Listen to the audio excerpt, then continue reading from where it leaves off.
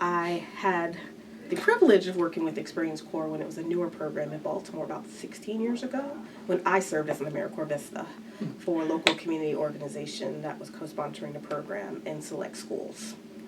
So I can remember being slightly baffled when a group of lovely ladies showed up on my school doorstep, literally. It was a tiny little school in another part of Baltimore, and that was kind of like, we're here to help.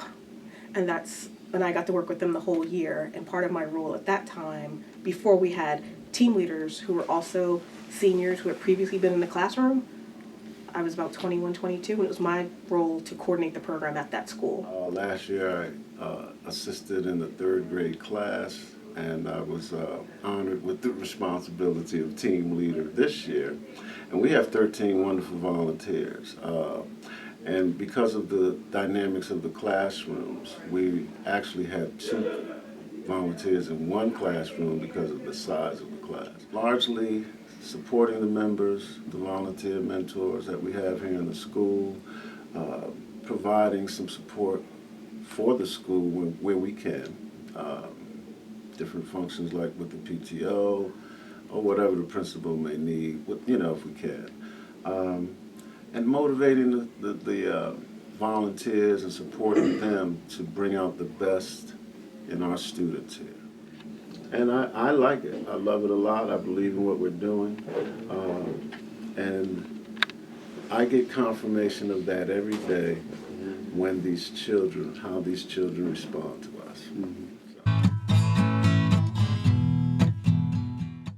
Just finding new school partners, having discussions with the principal.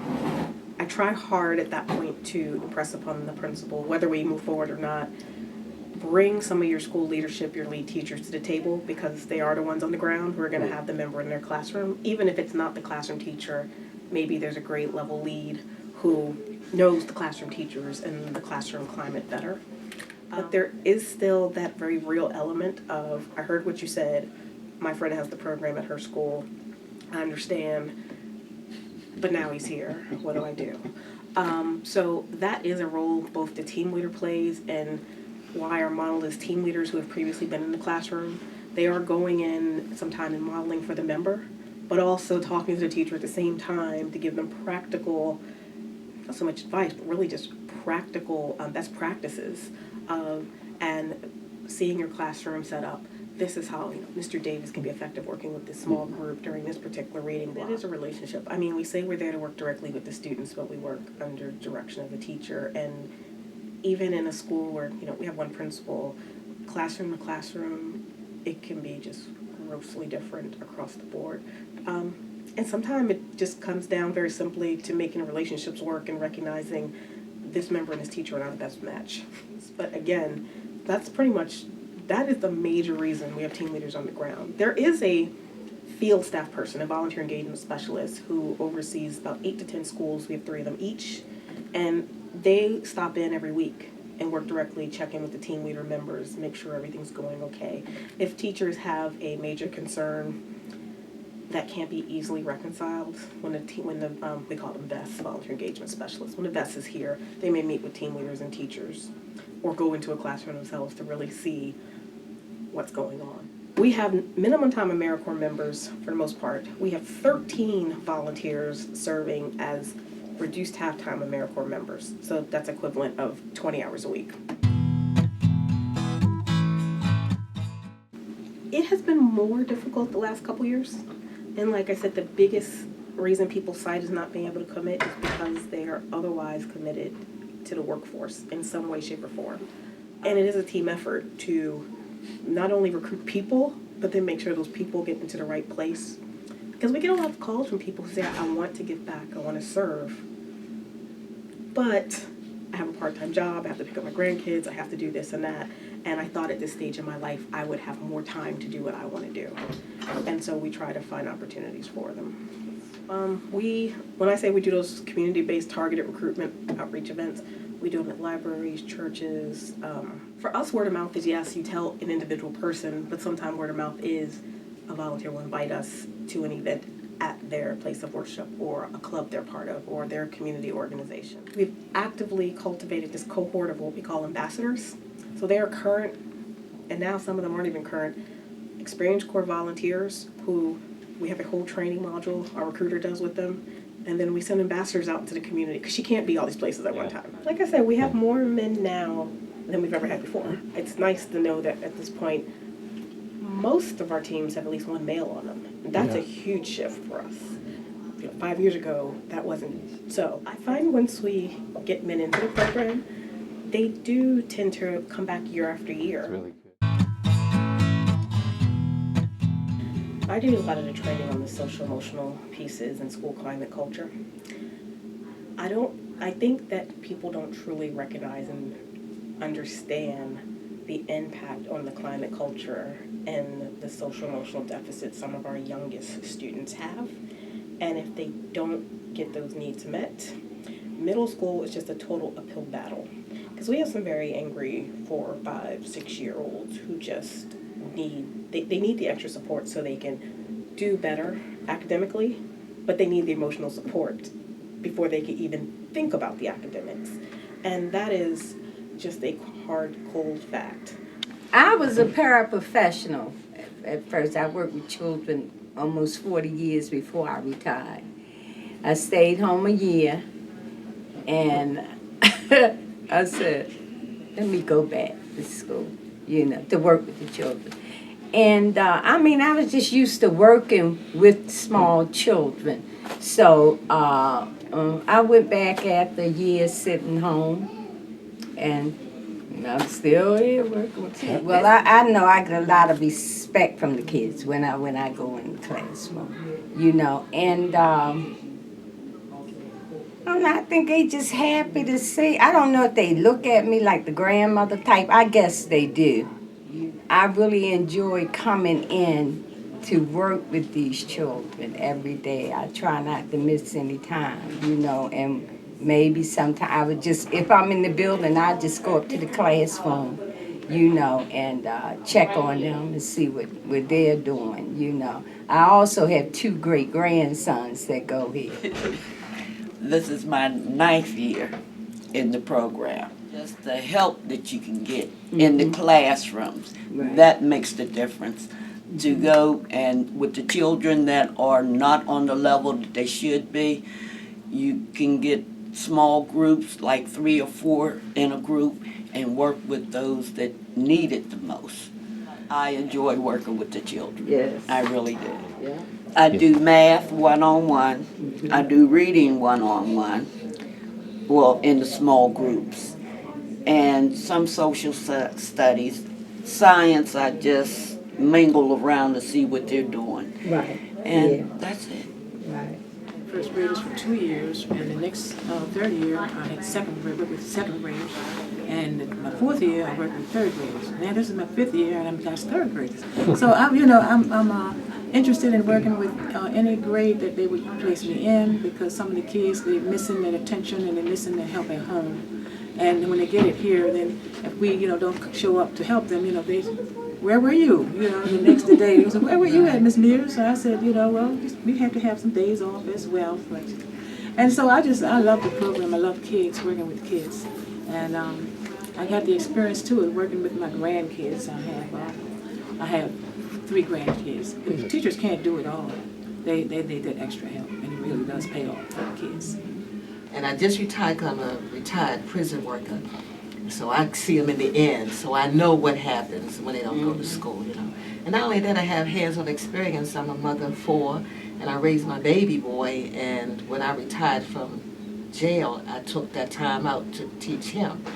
And so when he was certified a baby genius, I thought it was me who did that, because I used to flash the word cards to him, I did all that, So he graduated from college, so he works at Invent Help.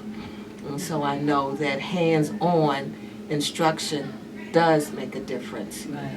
So I wanted to do that here for somebody else's child like I did for mine. A lot of times if you're dealing with children that have some kind of learning disability and they don't have that instruction at home, they get frustrated and they just throw their hands up. I can't read, so I'll do something else. So they're mess with or disrupt the class. But once you get that child focused and give them that one-on-one time that they are craving for in some form or fashion, not saying that they're coming from a disruptive home, but a lot of times it could be a lot of kids. The parents may be working. There's a lot of areas why children are coming and need that extra attention that we are giving them. Not that we are coddling them or holding their hands, but we also working with them, to give them the instructions that you can do this, little Johnny, you can make it, little Mary. Just give them instructions that, encourage them. That's what they need, that extra push. So when they do go home, they can say, Mommy, look what I can do, or something like that. At least that's what we hoping we're doing anyway. And I always tell my members that you may not see that this semester, that, what you did helped them, but maybe next year, the next teacher will benefit from what you did. So that's a good thing too. Because, you always got to encourage members, because sometimes some of the things that they see in the classroom can get them, frustrated. But I tell them, don't, if you can see one little thing that you did with this kid to help them that they couldn't do before, then you've made progress. That's right. Once they get older, 14, like this young lady, if she can't read, chances are she's not going to tell nobody she can't read. She's going to keep to herself and do the fake it until I make it kind of move, until she's out of school, and then this is where, her trouble starts. So it's good to catch her while they're early. In school, we had student-led conferences. Instead of having like the parent-teacher meeting, the children explained to their parents, what they learned. And for some kids, their parents didn't show up. So I sat in like 2 classrooms. And one little girl, she's going to explain to me, what she's been doing over this semester so far. So she was showing me her work. So I asked her she's in 3rd grade. And I asked her she's done the work, but I asked her to read me the directions. She couldn't read the directions to me. She told me she did what the teacher told her to do. So I'm making her my project. I'm going back there a couple of times a week, and I'm going to work with her on reading what the teacher tells you to do. But it was, like a little, and she did tell me, she says, I'm mad. I said, why are you mad? Because my mother didn't show up today. Right. So me and my members, we, sat in on different classes where the student didn't have anyone to explain their work to. Then we did that, and that, and that they were pleased with that, because they see us often, so they, at least they could tell somebody that they know what they've learned. Helping the children, because when you can see that little light bulb go off in their head that, something they didn't know, that they now know, it's the best feeling in the world. Because we can, we can sometimes get to those little children that don't pick up as fast as, as the average student. And, we want to make sure that when they leave that grade, that they're at least working on the grade level. Some we can, make sure that they go beyond, but as long as we can get them to that grade level, then we're happy. Most of us are retired professional people, but you got teachers that's in the program. I think one time it was a judge in the program, professors. You don't even have to wait for the teacher to tell you what to do. Right. You see right. what their routine is. Right. You know what they do every day. If they don't assign you somebody, you know those little kids. You Right. know who's slow. You know who needs help. Right. So you just pitch right in. The teachers have a lot to do. They they don't need to be going to a member every day and saying, do this and do that. This is my 7th year as a principal. This is my 3rd year here at Waverly. Prior to this, I was at George Washington. That's where I first met AmeriCorps. And that was a smaller school. It was 200 students approximately. And I just love the way they become a part of the family. Students need all kind of role models. They need different types of role models. And we had the retired educators. We had, various seniors that were able to bring some experience into the school, and expose my kids to different things. So I just love having different viewpoints for the children, different people for them to turn to learn about different aspects of their lives. And then in the classroom, Teachers love me for it because they're able to have small group instruction, and they're able to have that extra set of hands, and not just for instructions, but sometimes, just to calm kids down, to make them feel like this is home. It's just a nice environment that they bring, to the classroom. They make it real homey. And on the educational side, they do help us with small reading groups and small math groups as needed. Just giving the teachers that extra person to work with each student, because each one of those students needs some differentiation of instruction. They need something just for them. And Experience Corps is able to come in, follow the teacher's pattern and just, take it away. So I love having you guys, you know that. Thank you. I love having you. I do what I have to do in my budget to make it happen, because they're helping me to increase achievement. Like they say, it takes a village. So this is a part of my village is Experience Corps. So for 7 years, this has been the case. Anything that's going to help me in my job and help us to move student achievement. So I may have had them been without Experience Corps for like 6 months. And the classrooms, the kids weren't able to get into the small groups as frequently. Teachers didn't have that extra set of hands. It's all about the introduction. So in August, I'll invite Experience Corps to speak to the entire staff and to give them an overview of the program. And also my new teachers have new teacher mentors. So their teacher mentors will also train them on how to best utilize an Experience Corps worker. So it's a trickle-down effect, but I make sure they get all the knowledge that they need and all the training that they need. But just hearing from Experience Corps directly is the best. So we try to make sure we incorporate that in our PD. I invite Experience Corps, if you want to participate or take on some challenge or start a club or do something extra, please feel free to. And Mr. Davis has been wonderful. I mean, he is doing my chess league, so he leads my chess league. He also is serving as a substitute for my PTO until we get a vice president. In the past, Miss Morris, she had a sew club, crochet club, so she was able to bond with her kids through the crochet club. So I encourage them to bond with the kids after hours, to do extracurricular things. We had a flea market sponsored by Experience Corps, so that was a nice opening to the community, so they could see who is this Experience Corps, what are they doing in the schools, because I have so much going on, so there's a lot that they can get involved in, and I encourage it. I encourage it to be a part of the family. We appreciate you. Oh, you're welcome. You're welcome. It's a team. We appreciate you too, because you're a good principal. Experience. We're getting seasoned people in our building that can help us move the work. And it's just a lot of love. They also bring a lot of love to the classroom. It's all about changing the culture. We don't know where our kids are coming from, what kind of household they're living in. So we have to make sure we're nourishing them, and they're getting everything that they need. The culture at Waverly is changing, in a positive way.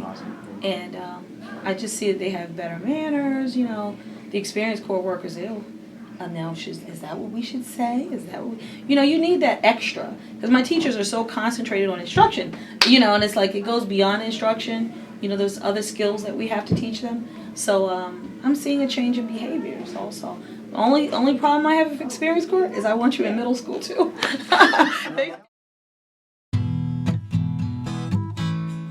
Isn't just an impact in our education, it's also an impact in more of like our emotional lives, because when they speak to us, they don't just speak to us because they have to. They more say things because they know it's right for us.